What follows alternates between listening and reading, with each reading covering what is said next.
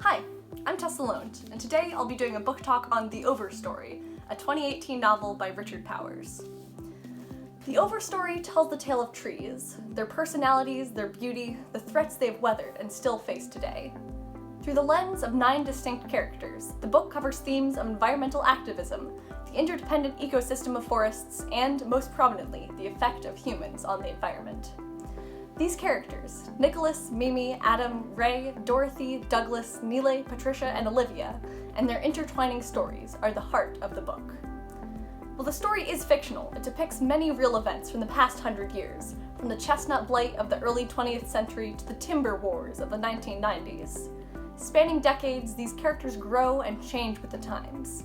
Each represents a different facet of the battle to preserve the Earth, and reinforces again and again the necessity of that cause. On page 383, Powers observes that the world is failing precisely because no novel can make the contest for the world seem as compelling as the struggles between a few lost people. This quote gives a glimpse into the motivation behind the story's structure, as the reader becomes invested in the characters, from the Vietnam veteran planting thousands of seeds in the clear-cut Pacific Northwest, to the wheelchair-bound programmer developing a digital world while the one around him falls apart. They are unconsciously absorbing the larger themes of environmental awareness that are plentiful throughout the text. These themes are varied and often as philosophical as they are scientific. The book raises questions of sustainability, the accelerating consumption of finite resources, and how to maintain a world fit to live in. However, it also considers the inherent value of trees and non-human life, arguing their right to exist without the need to be serviceable to mankind. In response to a question about saving trees that aren't useful in catastrophe, an aging scientist thinks, "Useful is the catastrophe." This is the character who most strongly believes humans are causing problems for trees, and not the other way around, and whose views on home repair for Earth proves the bleakest. Powers lectures subtly on many issues that are extremely relevant today, such as biodiversity and how countless species have become endangered or extinct even due to human interference. He reflects on the necessity of trees to Earth's ecosystems, and how clear-cutting forests to make way for development and agriculture is neither wise nor sustainable.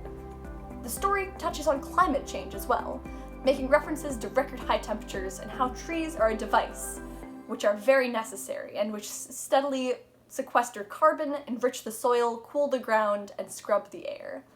The Overstory, in its final chapter, Seeds, in addition to wrapping up the protagonists' arcs, sows hope for a future where, despite humanity's worst efforts, nature still thrives. This book, the characters and conflicts brought me into the world so fully that even after I set it down at night, my mind was still there, in a certain character's death, a poignant quote, or even just an eloquent description. This was a book that I felt I had to share.